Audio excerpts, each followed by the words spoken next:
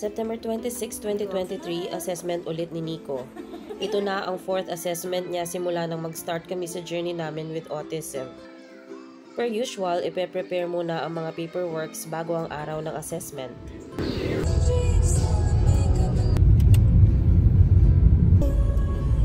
Say hi! Bato na kunya mo tututo.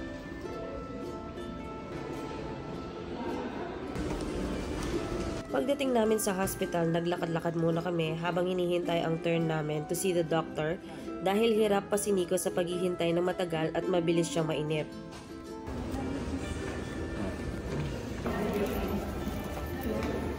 Nico?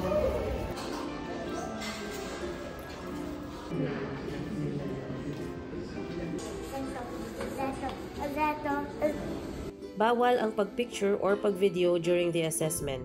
Nico. Pero ulawin may sila. Pagkatapos ng assessment, umuwi na agad kami at bumalik kinabukasan para kunin ang assessment report.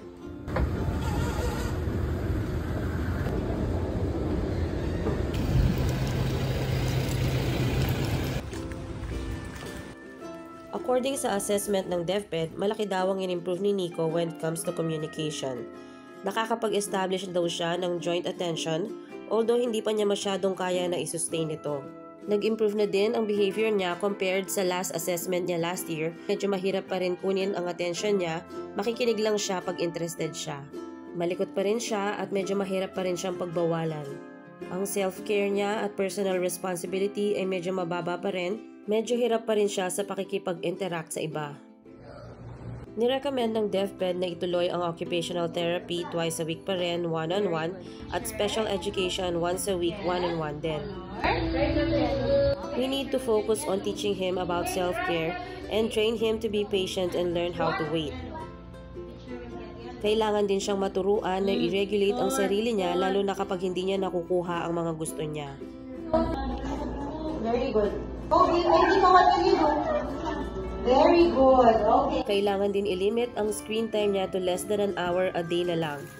Have consistent daily routines. Playtime with parents.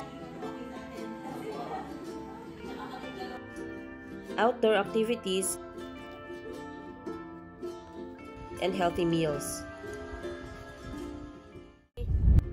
Significant na ang improvement ni Nico when it comes to communication. Marami na siyang nasasabi at kaya na rin niyang sabihin ang gusto niya kahit 2 to 3 words pa lang. Hello guys. How are you guys? How are you? What's this, Nico? What? Pinterest.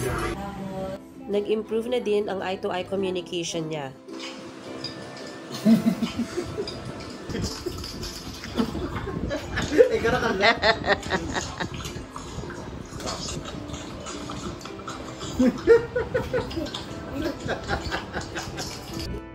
Nagsisimula na din siyang matutong kumain mag-isa at tulungan ng sarili niya kahit sa pagkuha ng sarili niyang inumin. Very good, Nico. Okay. Okay, that's it. Good job.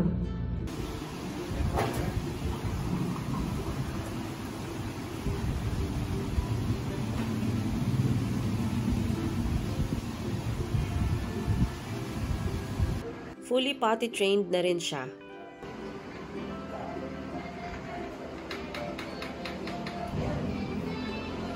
Wear it by himself. At nagsisimula na rin siyang matutong mag-dress up. Arm. Okay.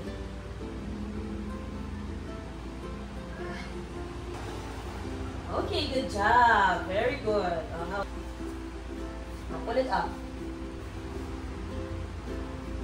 it up. Good job! Maliit mang bagay na may tuturing, pero hindi na siya umiiyak at nagwawala kapag pinapagupitan namin siya.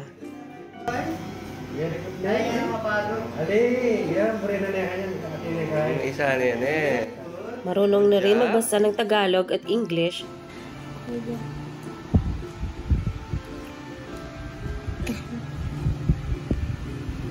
Munchi. No!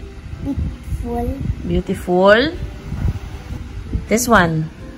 Pretty. Pretty. What? Handsome. Handsome. Very. At marunong ding magsulat at mag-spell. What's that? Intel. Intel. Sion. Sion. Oh, bless you. Sion. Sion, that's right. On the other hand, madalas pa rin ang steaming ni Nico.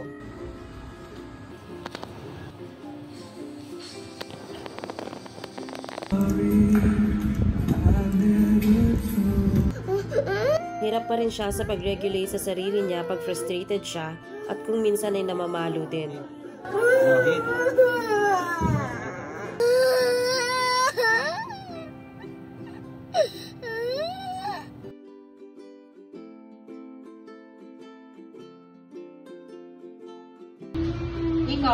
At kailangan din siyang maturuan kung paano maghintay. Very good. Nico. Nico, what will you do? Very good. Oh, for letter H, wait. Very good for waiting. Where's letter H? Nico was chosen to be the subject for a study and research his occupational therapists are doing for their master's degree in UST. We were so grateful and immediately said yes dahil alam namin na makakatulong ito eventually sa mga batang may autism, especially sa mga parents. They interviewed us and they assessed Nico on how his behavior is at home.